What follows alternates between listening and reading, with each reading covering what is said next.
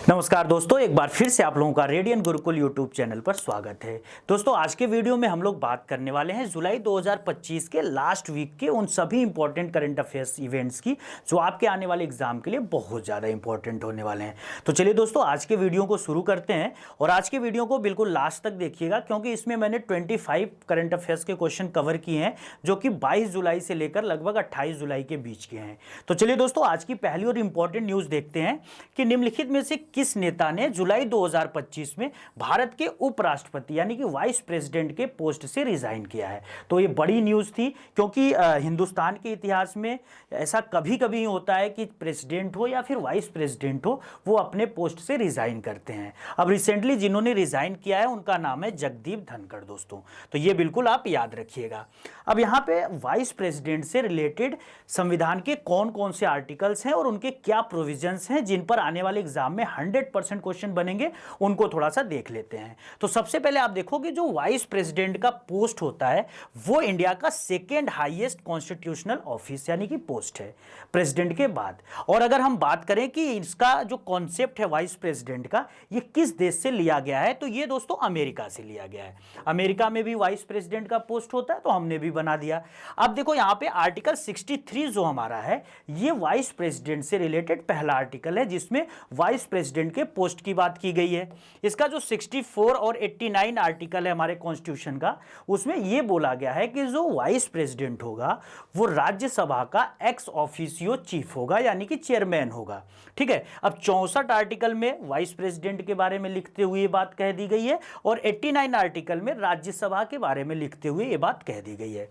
इसके बाद दोस्तों आर्टिकल 65 में बोला गया है कि यदि राष्ट्रपति का पद किसी स्थिति में खाली होता है, चाहे वो मर जाते हैं या फिर वो बीमार होते हैं या रिजाइन कर देते हैं, तो उस स्थिति में जो वाइस प्रेसिडेंट होगा वही प्रेसिडेंट के पोस्ट का जितने भी कामकाज होंगे उनका निर्वहन करेगा दोस्तों। इसके अलावा आर्टिकल 66 बहुत इंपॉर्टेंट है, क्योंकि इसमें उपराष्ट्रपति का चुनाव कैसे होता है उसके बारे में बात की गई है। और आपको पता है कि लोकसभा और राज्यसभा के जितने भी एमपीज हैं यानी कि मेंबर ऑफ पार्लियामेंट्स हैं, वो सारे के सारे वाइस प्रेसिडेंट के इलेक्शन में पार्टिसिपेट करते हैं। इसके बाद दोस्तों आर्टिकल 67 ये बहुत इंपॉर्टेंट है आने वाले एग्जाम के लिए, क्योंकि इसी आर्टिकल के तहत जो वाइस प्रेसिडेंट होता है वो अपने पोस्ट से हटता है, चाहे वो रिजाइन कर दे या फिर उसको टर्मिनेट कर दिया जाए। तो 67 का जो पार्ट ए है, यहाँ पे साथ साथ लिखा गया है कि जो वाइस प्रेसिडेंट होता है वो अपना रिजाइन लेटर वो प्रेसिडेंट को देता है। और यहाँ पे एक चीज और याद रखिएगा कि वाइस प्रेसिडेंट का जो टेन्योर होता है वो कितने सालों का होता है, तो वो 5 सालों का होता है। वाइस प्रेसिडेंट अपॉइंट होने के लिए एलिजिबिलिटी या फिर क्राइटेरिया क्या क्या होनी चाहिए, तो वो इंडिया का सिटीजन होना चाहिए, एज उसकी 35 साल होनी चाहिए, साथ ही किसी प्रॉफिट वाले पद पे ना हो यानी कि लाभ के पद पर ना हो। तो ये कुछ चीज़ें हैं, ठीक है। और सबसे इंपॉर्टेंट एक आर्टिकल यहाँ पे और याद रखिएगा, आर्टिकल 69, जिसमें ये बोला गया है कि कोई भी व्यक्ति जब उपराष्ट्रपति के पद पर बैठेगा तो उस पर बैठने से पहले उसको ओथ यानी कि शपथ लेना होगा, और यह शपथ राष्ट्रपति या राष्ट्रपति द्वारा नियुक्त कोई भी व्यक्ति दिला सकता है। इसके बाद दोस्तों अगली बड़ी न्यूज है, जुलाई 2025 में प्रधानमंत्री नरेंद्र मोदी किस तारीख से किस तारीख के बीच यूनाइटेड किंगडम यानी कि ब्रिटेन और मालदीव की यात्रा पर गए थे। तारीख याद रखिएगा, 23 से लेकर 26 जुलाई। इसमें से दोस्तों 2 दिन यानी कि 23 और 24 जुलाई को वो ब्रिटेन गए थे, और ब्रिटेन के जो प्रधानमंत्री हैं बोरिसन, इनसे इनकी मुलाकात हुई। वहां पे भारत और ब्रिटेन ने एक ऐतिहासिक समझौता फ्री ट्रेड एग्रीमेंट भी किया, यानी कि भारत और ब्रिटेन के बीच अब जो विदेशी व्यापार होगा उन पे जो टैक्स वगैरह लगते थे उनका अमाउंट काफ़ी हद तक कम हो जाएगा। इसके बाद लास्ट वाले 2 दिन यानी कि 25 और 26 जुलाई को वो मालदीव जाते हैं, जहाँ पे वहाँ के जो मुइज़ू प्रेसिडेंट है मालदीव के, उनसे मुलाकात करते हैं। और मालदीव चूंकि हमारे लिए बहुत इंपॉर्टेंट स्ट्रेटजिक लोकेशन वाला पड़ोसी देश है, तो इंडिया हमेशा ये कोशिश करता है दोस्तों कि मालदीव के साथ अच्छे संबंध बनाकर रखें, क्योंकि इसके पहले जो मालदीव के राष्ट्रपति सालेह थे उनके साथ भी इंडिया का काफ़ी अच्छा रिलेशन था। अब मुइज़ू के साथ भी इंडिया का रिलेशन ठीक ठाक है। इसके बाद दोस्तों अगली बड़ी न्यूज़ है, जुलाई 2025 तक कौन सा भारतीय राज्य प्रत्येक पोलिंग बूथ सेंटर होते हैं, यानी कि जहां पे वोटिंग कराई जाती है, वहां पे औसतन 1200 से कम वोटर्स की संख्या को प्राप्त कर लिया है। और ये जो न्यूज़ है इलेक्शन कमीशन ऑफ इंडिया जो है उन्होंने रिसेंटली जुलाई में पब्लिश की है। तो वो राज्य है दोस्तों बिहार। ये बहुत बड़ी न्यूज़ है, बिल्कुल याद रखिएगा, क्योंकि बिहार भारत में वो पहला राज्य बना है जहां पर हर एक पोलिंग बूथ पर जो वोटर्स की संख्या है वो औसतन 1200 से कम हो गई है। और रिसेंटली आपको पता है कि पिछले महीने जो हमारा इलेक्शन कमीशन ऑफ इंडिया है उन्होंने एक रेगुलेटरी जारी किया था कि हम कोशिश करेंगे भारत के हर पोलिंग बूथ पर जो वोटर्स की संख्या है उसको 1500 से घटाकर 1200 पर लाने का। तो ये भी बिल्कुल याद रखिएगा, और उसी के तहत बिहार वो राज्य बन गया है। दोस्तों यहाँ पे थोड़ी सी बात अगर हम इलेक्शन कमीशन ऑफ इंडिया की कर लें तो इलेक्शन कमीशन ऑफ इंडिया हमारा एक कॉन्स्टिट्यूशनल बॉडी है जिसका जो फॉर्मेशन होता है वो आर्टिकल 324 के तहत होता है। तो बहुत बार आप देखोगे पेपर में सीधे सीधे यही पूछ देते हैं कि भारत का जो राष्ट्रीय निर्वाचन आयोग है वो किस आर्टिकल के तहत है, तो वो आर्टिकल है 324। इसके बाद दोस्तों अगली बड़ी न्यूज है, एक और न्यूज देखते हैं। On which date is national flag day observed annually in India, यानी कि भारत में हर साल किस तारीख को राष्ट्रीय ध्वज दिवस मनाया जाता है, तो वो तारीख है दोस्तों 22 जुलाई। अब 22 जुलाई को ऐसा क्या हुआ था, तो याद रखिएगा 1947 में हमारा जब संविधान बन रहा था कॉन्स्टिट्यूशन असेंबली के द्वारा, तो उस कॉन्स्टिट्यूशन असेंबली ने 22 जुलाई के दिन इस तिरंगे झंडे को हमारा नेशनल फ्लैग के रूप में अडॉप्ट किया था। अब थोड़ी सी बात यहाँ पे दोस्तों करें अगर हम अपने नेशनल फ्लैग की, तो सबसे पहले हमारा नेशनल फ्लैग 1966 में बना था, कोलकाता में इसको फहराया गया था। फिर उसी के अगले साल मैडम कामा इन्होंने जर्मनी में क्या किया था, एक यहाँ पे आप झंडे देख पा रहे होंगे, थोड़ा थोड़ा कलर वगैरह चेंज करके इन्होंने फिर वहां पे फहराया। फिर इसके बाद 1970 में हमारा तीसरा झंडा बना, नेशनल फ्लैग बना, जिसको एनी बेसेंट और बाल गंगाधर तिलक जो कि होम रूल मूवमेंट के बड़े लीडर्स थे उन लोगों ने डिजाइन करवाया और उसको फहराया। इसके बाद दोस्तों 1931 का ये जो झंडा है पहली बार हमने यहाँ पे 3 रंगों का ये जो कॉन्सेप्ट है यहाँ पे तिरंगा जो आज के डेट में एग्जिस्ट करता है उसको हम लोगों ने एग्जिस्ट किया, जिसको किसने डिजाइन किया था ये भी नाम याद रखिएगा, पिंगली वेंकैया। और आगे चलकर इसी पिंगली वेंकैया वाले झंडे को थोड़ा सा अपडेट किया गया और इसमें ये जो चरखा लगा हुआ है इसकी जगह पे हम लोगों ने अशोक चक्र को ऐड कर दिया। हर कलर अपने के लिए अलग अलग एक तरीके से सिंबलाइज होता है, जैसे कि आप देख लो आज के झंडे में जो केसरिया रंग है वो स्ट्रेंथ और करेज के लिए यानी कि साहस के लिए, जो आपका व्हाइट कलर है वो पीस और सत्यता के लिए, ट्रूथ के लिए, ग्रीन कलर जो है झंडे का वो आपका फर्टिलिटी एंड ग्रोथ के लिए, साथ ही जो अशोक चक्र है ये आपके लॉ एंड ऑर्डर को मेंटेन करने के लिए दोस्तों 24 आवर्स। तो ये भी याद रखिएगा। एक बड़ी चीज आप यहाँ पे याद रखिएगा कि हमारे देश में जो फ्लैग कोड ऑफ इंडिया है, राष्ट्रीय ध्वज संहिता, यानी कि हम झंडे को कैसे फहराएंगे, किस स्थिति में फहराएंगे, कब फहराएंगे, कब हटाएंगे, इन सब से नियम जितना कुछ भी है वो सारा का सारा नेशनल फ्लैग कोड में है, जो कि भारत में 2002 में बनाया गया था। तो एक बार एसएससी ने अपने एग्जाम में यही क्वेश्चन पूछा कि नेशनल फ्लैग कोड इंडिया में कब आया था, तो आप बिल्कुल याद रखिएगा 2002। और एक बड़ी न्यूज और आपको और बताता हूं कि जो ये हमारा झंडा होता है दोस्तों, ये हमेशा 3:2 के रेशियो में होता है, यानी कि अगर आप झंडे का लेंथ 3 सेंटीमीटर रखेंगे तो उसकी जो विड्थ होगी हमेशा 2 सेंटीमीटर होगी, ये भी बिल्कुल याद रखिएगा।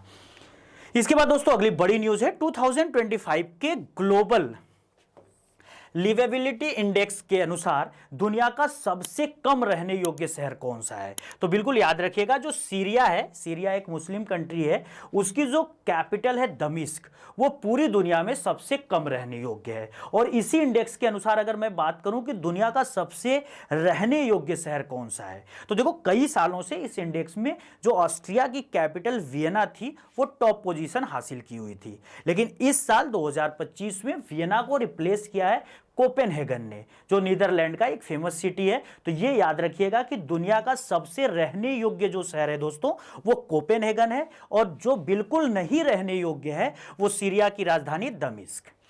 इसके बाद दोस्तों अगली बड़ी न्यूज है कि रिसेंटली भारतीय वायुसेना यानी कि इंडियन एयरफोर्स ने सितंबर 2025 तक किस प्रतिष्ठित लड़ाकू विमान को रिटायर करने का फैसला किया है। तो वो आप नाम याद रखना, MiG-21। अब MiG-21 के हिस्ट्री की बात करें दोस्तों, तो इसको 1955 में यूएसएसआर यानी कि सोवियत संघ ने बनाया था, और हमारे अच्छे दोस्त होने की वजह से 1963 में इन्होंने इस फाइटर जेट को हमें दिया, और ये हमारे इंडियन एयरफोर्स का उस टाइम पहला सुपरसोनिक फाइटर जेट बना था, और तब से लेकर अब तक हमारे इंडियन एयरफोर्स के डिफेंस सिस्टम का एक बड़ा पार्ट हुआ करता था। चाहे कोई भी लड़ाई हो, जो MiG-21 है हमेशा से इंपॉर्टेंट रोल निभाता रहा। लेकिन हाल ही के वर्षों में टेक्नोलॉजी इसकी इतनी पुरानी हो चुकी है कि इसका उड़ते उड़ते ब्लास्ट हो जाना, सफल लैंडिंग न हो जाना, इस तरीके की घटनाएं लगातार बढ़ती रहीं, जिसकी वजह से इसको उड़ता हुआ ताबूत तक कहा जाने लगा, और इसी वजह से भारतीय एयरफोर्स ने यह डिसाइड किया कि अब इसको रिटायर कर दिया जाए। इसके बाद दोस्तों अगली न्यूज़ है, इन जुलाई 2025 इंडियन आर्मी को first batch of Apache AH-64E attack helicopters, यानी कि एक हेलीकॉप्टर की अलग वैरायटी है जिसका नाम है अपाचे AH-64E अटैक हेलीकॉप्टर, वो किस देश से मिले हैं? तो उस देश का नाम याद रखिएगा, अमेरिका। दोस्तों अमेरिका के साथ भारत का समझौता हुआ है इस तरीके के 6 हेलीकॉप्टर्स का, कि अमेरिका भारत को 6 हेलीकॉप्टर बेचेगा। उसमें से जो 3 हेलीकॉप्टरों की पहली खेप है वो हमको जुलाई में प्राप्त हो गई है। अब 3 खेप आने वाले महीनों में मिल जाएगी। इसके बाद दोस्तों अगली बड़ी न्यूज़ है, मार्च 2021 और मार्च 2025 के बीच भारतीय बैंकों की जो सकल यानी कि ग्रॉस NPA, ये जो ग्रॉस NPA वाली प्रॉब्लम है वो एक समय यानी कि मार्च 2021 में 9.11% था, वो अब घटकर कितने परसेंट पर आ गया है? तो वो परसेंट याद रखिएगा 2.58। एक तरीके की बैंकिंग सेक्टर का एक बहुत बड़ा रेवोल्यूशन है, क्योंकि आपको पता है कि बैंकिंग सेक्टर की जो सबसे बड़ी प्रॉब्लम है वो है NPA। NPA का फुल फॉर्म होता है non performing assets. Non performing assets किसी भी बैंक के लोन का वो हिस्सा होते हैं जिनकी EMI यानी कि इक्वेटेड मंथली इंस्टॉलमेंट लगातार 90 दिनों तक नहीं चुकाई जाती है। तो हमारे पब्लिक सेक्टर बैंकिंग का ये बहुत बड़ा प्रॉब्लम हुआ करता है दोस्तों। यानी कि आप बिल्कुल याद रखना कि NPA की वजह से हमारा जो बैंकिंग सेक्टर है वो कोलैप्स कर रहा था, और अब इसमें बहुत बड़ा रिफॉर्म हुआ है कि जो NPA का रेशियो 9% के आसपास था वो घटकर अब 2.5% के आसपास आ गया है। इसके बाद दोस्तों अगली बड़ी न्यूज़ है, national broadcasting day in India is celebrated every year on which date to mark the beginning of radio broadcasting in 1927।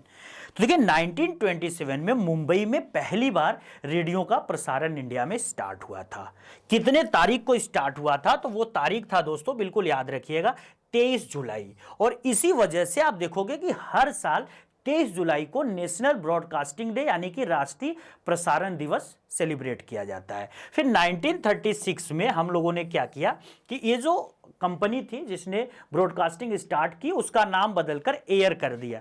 Air का मतलब ऑल इंडिया रेडियो, और फिर ऑल इंडिया रेडियो के एक पार्ट के रूप में हम लोगों ने 1956 में आकाशवाणी की स्थापना की। तो आकाशवाणी ईयर के यानी कि ऑल इंडिया रेडियो के अलग अलग सेंटर्स होते हैं जहां से जो रेडियो की ब्रॉडकास्टिंग होती है उसको किया जाता है। तो अगर आपसे आने वाले एग्जाम में SSC पूछती है कि नेशनल ब्रॉडकास्टिंग डे कब मनाते हैं, तो तारीख याद रखिएगा 23 जुलाई। इसके बाद दोस्तों अगली न्यूज है, जुलाई 2025 तक भारत ने अपने 2030 के लक्ष्य से पहले पेट्रोल में इथेनॉल मिश्रण का कितना प्रतिशत प्राप्त कर लिया है। देखो पेट्रोल अगर आप बिल्कुल ऐसे ही जलाएंगे, चाहे वो बाइक में या कार में या कहीं और किसी इंडस्ट्री में, तो बहुत ज़्यादा पॉल्यूटेड गैसेस इमिस करती है यानी कि उत्सर्जित करती हैं। तो हम लोगों ने इसको इको फ्रेंडली बनाने के लिए पेट्रोल में इथेनॉल के मिश्रण को मंजूरी दी है, और हमने टारगेट रखा था कि इथेनॉल का जो मिश्रण है पेट्रोल में वो 20% 2030 तक हम लोग अचीव कर लेंगे। लेकिन भारत सरकार की प्रशंसा करनी चाहिए कि हम लोगों ने 2030 के बजाय ये जो माइलस्टोन है इसको 2025 जुलाई में ही अचीव कर लिया। कितने परसेंट का? परसेंट एक बार फिर से बता देता हूं, 20%। अगर दोस्तों इथेनॉल की बात करें कि ये कैसे बनते हैं या कैसे प्राप्त होते हैं, तो इथेनॉल ज़्यादातर जो प्लांट्स होते हैं जैसे कि शुगर केन यानी गन्ना, मक्का, इनके जो अवशेष होते हैं, जो इनके खोए वगैरह होते हैं, आप उन्हीं से इथेनॉल को प्राप्त करते हो और फिर इसको पेट्रोल में मिलाते हो और पेट्रोल की इससे क्या होती है, जो पोल्यूशन करने की कैपेसिटी होती है वो कम हो जाती है। तो कहीं ना कहीं ये जो पेट्रोल होते हैं जो इथेनॉल के साथ मिक्सअप होते हैं वो इको फ्रेंडली बनते जाते हैं। इसके बाद दोस्तों अगली न्यूज़ है, गोवा शिपयार्ड लिमिटेड ने जुलाई 2025 में इंडियन कोस्ट गार्ड के लिए कौन सा indigenous pollution control vessel launch किया है? तो इसका नाम याद रखिएगा समुद्र प्रचेत। ये देखिए समुद्र प्रचेत की इमेज है। पिछले साल सितंबर 2024 में इसी तरह का जो पहला इंडिजिनस पॉल्यूशन कंट्रोल वेसल था जिसका नाम समुद्र प्रताप था, उसको गोवा शिपयार्ड लिमिटेड ने लॉन्च किया था। तो ये जो दोस्तों याद रखिएगा, ये जो गोवा शिपयार्ड लिमिटेड है, इसने इंडियन कोस्ट गार्ड के साथ एक समझौता किया कि हम आपको प्रदूषण, जो समुद्र का प्रदूषण है, उसको खत्म करने के लिए 2 इस तरीके के वेसल बनाकर देंगे, जिनमें से यहां पर पहला वेसल पिछले साल मिला था और ये दूसरा वेसल है।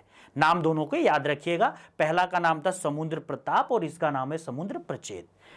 इसके बाद दोस्तों अगली न्यूज है, भारत में प्रतिवर्ष राष्ट्रीय आयकर दिवस किस तारीख को मनाते हैं, यानी कि नेशनल इनकम टैक्स डे। तो तारीख है 24 जुलाई। अब 24 जुलाई 1860 को भारत में पहली बार इनकम टैक्स को इंपोज किया गया था। किसने इंपोज किया था? सर जेम्स विल्सन ने, जिन्होंने बजट को भी उसी साल इनिशिएट किया था। तो उस साल से लेकर अब तक हम लोग हर साल क्या करते हैं, 24 जुलाई को इनकम टैक्स डे सेलिब्रेट करते हैं। इनकम टैक्स होता क्या है? तो इनकम टैक्स किसी भी इंडिविजुअल के एक फाइनेंशियल ईयर में जो उसकी टोटल एनुअल इनकम होती है उस पर लगाया जाता है। इसमें अलग अलग टैक्स स्लैब्स होते हैं, कम पैसा कमाने वाले पे कम इनकम टैक्स और अधिक पैसा कमाने वाले पे अधिक इनकम टैक्स। इस तरीके से हमारे यहाँ का जो सिस्टम है इनकम टैक्स का वो चलता है दोस्तों। इसके बाद याद रखिएगा अगला बहुत इंपॉर्टेंट न्यूज है ये भी, अक्टूबर 2025 में IUCN यानी कि international union conservation of nature विश्व सर्वेक्षण कांग्रेस यानी कि वर्ल्ड ऑब्जर्वेशन कांग्रेस 2025 दुनिया के किस शहर में आयोजित होगा? तो याद रखिएगा अबू धाबी। ये जो अबू धाबी है यूनाइटेड अरब एमिरेट्स की कैपिटल है, दुबई जहां पर लोकेटेड है, वहीं पर आपको इस साल का ये जो IUCN का विश्व सर्वेक्षण कांग्रेस है वो देखने को मिलेगा। दोस्तों IUCN एक ऐसी संस्था है जो दुनिया भर में प्लांट और एनिमल्स को कंजर्व करने के लिए प्रयास करती है और ये एक बड़ी ही वर्ल्ड फेमस बुक पब्लिश करती है जिसका नाम होता है रेड डेटा बुक। और इसमें दुनिया भर के चाहे वनस्पति या फिर जीव जंतु, उनकी प्रजातियों को टोटल 9 ग्रुप में क्लासिफाइड किया जाता है, उनके ऊपर जो भी संकट है या नहीं है उसके आधार पर। तो ये बिल्कुल याद रखिएगा, कई बार एग्जाम में पूछा भी है कि रेड बुक कौन पब्लिश करता है, तो वो IUCN। इसके बाद दोस्तों अगली न्यूज है, जुलाई 2025 में 3 साल के कार्यकाल के लिए भारतीय बीमा नियामक और विकास प्राधिकरण यानी कि IRDAI का अध्यक्ष किसे अपॉइंट किया गया है? तो वो अध्यक्ष बने हैं अजय सेठ। अजय सेठ इससे पहले भारत के फाइनेंस सेक्रेटरी का भी पद संभाल चुके हैं, तो बहुत बड़ा नाम है दोस्तों। अब ये 3 सालों तक IRDAI को संभालेंगे जो कि हमारे बीमा सेक्टर को रेगुलेट करता है। अगर IRDA की बात करें दोस्तों तो इसका जो इस्टेब्लिशमेंट हुआ था, IRDAI का इस्टेब्लिशमेंट 1999 में किया गया था और इसका करंट में जो हेडक्वार्टर है वो हैदराबाद में है। तो ये दोनों क्वेश्चन आप याद रखिएगा। और सबसे बड़ी जो न्यूज आपको याद रखनी है अजय सेठ पर, कि अजय सेठ अब बन गए हैं IRDAI के हेड। इसके बाद दोस्तों अगली न्यूज है, जुलाई 2025 के दौरान भारत में राष्ट्रीय सहकारी नीति 2025 का आधिकारिक शुभारंभ किसने किया है? तो जो हमारे union home and corporation minister Amit Shah ji हैं उन्होंने। अब देखो भारत में कोऑपरेटिविज्म का जो इतिहास है वो बड़ा पुराना है। ब्रिटेन जब यहाँ पे हम लोगों पे राज करते थे ब्रिटिशर्स, 1904 के आसपास इन्होंने हमारे इंडिया में पहली बार कोऑपरेटिविज्म के कॉन्सेप्ट को इंट्रोड्यूस किया। बाद में अटल बिहारी की सरकार ने सन 2002 में, ये भी ईयर याद रखिएगा, 2002 में भारत के लिए पहली सहकारी नीति बनाई थी। अब ये भारत की दूसरी सहकारी नीति है जिसको जुलाई 2025 में हमारे गृह मंत्री अमित शाह जी ने क्या किया है, लॉन्च किया है। सहकारिता होता क्या है? तो सहकारिता का मतलब दोस्तों एक लाइन में आप समझ लो, कोई भी ऐसा इंस्टीट्यूशन जिसके ओनर उसी के कस्टमर होते हैं। मतलब इससे बड़ा इसका आसान डिफिनेशन नहीं हो सकता। जैसे 10 लोग मिलकर एक जगह इकट्ठा होते हैं, कंपनी खोलते हैं और उसी 10 लोगों को वहां के प्रोडक्ट्स भी मिलते हैं। तो कोऑपरेटिविज्म इस प्रकार के कॉन्सेप्ट पे काम करता है। इसके बाद दोस्तों अगली बड़ी न्यूज है, द सीएम फ्लाइट स्कीम। एक स्कीम स्टार्ट हुई है, किस स्टेट गवर्नमेंट ने स्टार्ट किया है, जिसका उद्देश्य है विदेशी भाषा प्रशिक्षण को बढ़ावा देना। ठीक है, तो उस स्टेट का नाम आप पहले याद रख लो, असम। अब ये जो सीएम फ्लाइट है, इसका फुल फॉर्म क्या है? Chief ministers foreign language initiative for global human talent. और इस स्कीम के तहत आसाम की जो गवर्नमेंट है वो कह रही है कि हम हर एक कैंडिडेट के ऊपर 1.5 लाख रुपए का इन्वेस्टमेंट करेंगे, उनको हम विदेशी लैंग्वेज सिखाएंगे ताकि वो इन फ्यूचर विदेशों में जाकर नौकरी कर सके और आसाम के स्टेट डोमेस्टिक प्रोडक्ट को, यानी कि जो आसाम का सकल घरेलू उत्पाद है, जीडीपी है, उसको बढ़ाने में मदद करें। इसके बाद दोस्तों अगली न्यूज है, जुलाई 2025 में 71 वर्ष की आयु में हृदय गति रुकने से किस दिग्गज पेशेवर कुश्ती स्टार यानी रेसलिंग स्टार का निधन हो गया है? तो इनका नाम बच्चा बच्चा जानता है दोस्तों, हल्क होगन। ये हल्क होगन है जिनका रिसेंटली जुलाई में डेथ हो गया है। अमेरिका के बड़े ही फेमस रेसलिंग प्लेयर थे और इन्हीं की वजह से दोस्तों जो वर्ल्ड रेसलिंग फेडरेशन था, जो अब वर्ल्ड रेसलिंग इंटरटेनमेंट यानी कि WWF को अब WWE के नाम से जाना जाता है, उसको पॉपुलर बनाया था। और साथ ही इन्होंने बहुत सारी हॉलीवुड फिल्मों में भी एक्टिंग की। तो ये बहुत बड़ा नाम है। आने वाले एग्जाम्स में आपसे पूछ सकते हैं कि हल्क होगन किस देश के थे, जिनका अभी रिसेंटली डेथ हुआ है, तो वो याद रखेगा अमेरिका। इसके बाद दोस्तों अगली न्यूज है, जुलाई 2025 में भारत के पहले हाइड्रोजन संचालित ट्रेन कोच का सफलतापूर्वक प्रशिक्षण कहां किया गया? तो ये है integral coach factory Chennai, ICF Chennai. अब देखो दोस्तों, ये जो ICF है इंडिया का एक बहुत इंपॉर्टेंट इंस्टीट्यूशन है रेलवे के अंदर, और ये वहाँ पे कोचेस से लेकर इंजन से लेकर ट्रेन तक सब बनाता रहता है। ICF के अगर एक गौरव वाली बात करें, इसके एक प्राइड मूवमेंट की बात करें, तो ISF ने इंडिया की आज के डेट में चलने वाली सबसे तेज गति वाली ट्रेन, जिसको हम वंदे भारत कहते हैं, उसको इन्होंने बनाया था। तो आपके लिए एक बहुत इंटरेस्टिंग न्यूज़ है कि इंडिया की जो सबसे तेज गति से चलने वाली ट्रेन वंदे भारत आज के डेट में है, वो फुली इंडिजिनस है यानी कि स्वदेशी है। और उसको कहां पर बनाया गया था? तो ICF चेन्नई में। और ICF ने इसका पहले नाम रखा था ट्रेन 18, बाद में हमने इसका नाम वंदे भारत रखा। तो और आपको पता है, कमेंट बॉक्स में जितने भी हमारे दोस्त वीडियो देख रहे हैं, एक क्वेश्चन का आंसर जरूर बताएंगे कि भारत की पहली जो वंदे भारत ट्रेन थी वो कहां से कहां तक चली थी। इसके बाद दोस्तों अगली न्यूज है, कारगिल युद्ध के नायकों के सम्मान में हर साल कारगिल विजय दिवस किस तारीख को सेलिब्रेट करते हैं? तो कारगिल विजय दिवस हम लोग सेलिब्रेट करते हैं 24 जुलाई को। कारगिल जो वार हुआ था 1999 में पाकिस्तान के साथ हमारा हुआ था, और इस युद्ध में भारतीय सैनिकों ने अदम्य साहस का परिचय देते हुए, बिल्कुल बहादुरी के साथ लड़ते हुए पाकिस्तान को हरा दिया था। वैसे दोस्तों पाकिस्तान के साथ हमारे अब तक टोटल 4 लड़ाइयां हो चुकी हैं। आज़ादी के तुरंत बाद इन लोगों ने हमसे लड़ाई किया, उसमें भी हारे। 1965 में हमसे लड़ाई किया, उसमें भी हारे। 1971 में हमसे तीसरी बार लड़ाई किया, जिसमें हम लोगों ने तो बांग्लादेश तक को बना दिया। और लास्ट हमारी लड़ाई पाकिस्तान के साथ जो ऑफिशियली हुई है वो 1999 में। एक बार फिर से मौका था 2025 में भी लड़ाई हो जाती, 2-3 दिन लड़ाई चली भी, लेकिन जिसमें हम लोगों ने ऑपरेशन सिंदूर किया, लेकिन उसके बाद सीज फायर हो गया, दोनों देश चुपचाप पड़े रह गए। ठीक है दोस्तों, तो ये जो कारगिल युद्ध के नायकों के सम्मान में विजय दिवस होता है, बिल्कुल याद रखिएगा 26 जुलाई को। और कारगिल युद्ध को जीतने के लिए हम लोगों ने जो ऑपरेशन चलाया था इंडियन आर्मी ने, उसका नाम था ऑपरेशन विजय, वो भी याद रखिएगा। इसके बाद दोस्तों अगली न्यूज है, हाल ही में इंदिरा गांधी के रिकॉर्ड को पीछे छोड़ते हुए भारत के इतिहास में दूसरे सबसे लंबे समय तक कार्यकाल वाले प्रधानमंत्री कौन बने हैं? तो अभी करंट के नरेंद्र मोदी। नरेंद्र मोदी ने भी रिसेंटली इंदिरा गांधी को रिप्लेस किया है, जिनका कार्यकाल 4077 दिनों का था। अब ये आ गए 4077 दिनों से ऊपर हो गए, तो अब ये सेकेंड हो गए। अब ये किससे पीछे रह रहे हैं बस? तो भारत के जो पहले प्रधानमंत्री थे पंडित जवाहरलाल नेहरू, उनसे, जिनका जो कार्यकाल था 6130 दिनों का था।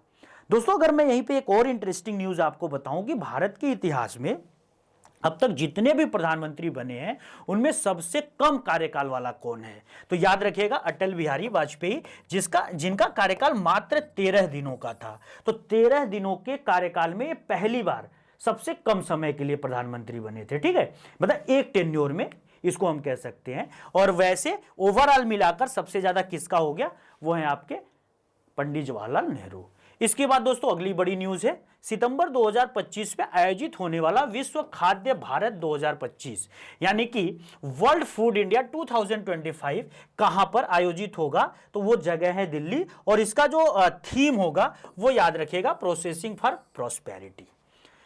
ये नई दिल्ली में ऑफिशियली स्टार्ट होगा 25 सितंबर से और 28 सितंबर तक चलेगा। इस तरह का पहला जो आयोजन हुआ था वो 2017 में हुआ था। तो इस बार का जो एडिशन है वो कौन सा एडिशन है, वो 4th एडिशन है। ठीक है दोस्तों, और इस जो मीटिंग होगी इसका मेन पर्पस क्या होता है, तो मेन पर्पस यही होता है कि इंडिया का जो रिच फूड कल्चर है, इन्वेस्टमेंट पोटेंशियल है, इसको पूरी दुनिया को दिखाना।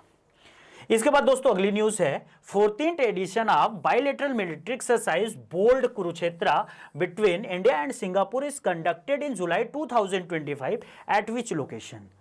यानी कि भारत और सिंगापुर के बीच 14वां बोल्ड कुरुक्षेत्र का जो मिलिट्री एक्सरसाइज है उसका जो 14वां संस्करण है वो कहां पर स्टार्ट हो गया है। 27 जुलाई से ये स्टार्ट है और कितने तारीख तक चलेगा, तो ये 4 अगस्त तक चलेगा। कहां पर स्टार्ट है, राजस्थान के जोधपुर में। वैसे दोस्तों भारत बहुत सारे मिलिट्री एक्सरसाइज अलग अलग देशों के साथ करता है।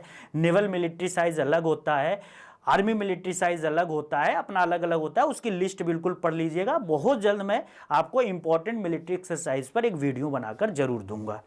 इसके बाद दोस्तों अगली न्यूज है, how many members of parliament were honoured with the prestigious संसद रत्न अवार्ड 2025। तो देखिए जो संसद रत्न अवार्ड है इस बार कितने सांसदों को दिया गया है, तो 17। संसद रत्न अवार्ड के इतिहास की बात करें तो यह पहली बार 2010 में डिस्ट्रीब्यूट हुआ था। और इस तरह के कॉन्सेप्ट को कि इस तरह का अवार्ड बंटना चाहिए, हमारे देश के former president doctor APJ Abdul Kalam ने दिया था। तो एपीजे अब्दुल कलाम के रिकमेंडेशन पे संसद रत्न अवार्डों का शुरुआत किया गया। और इस साल 2025 में कितने सांसदों को दिया गया ये याद रखिएगा, टोटल 17।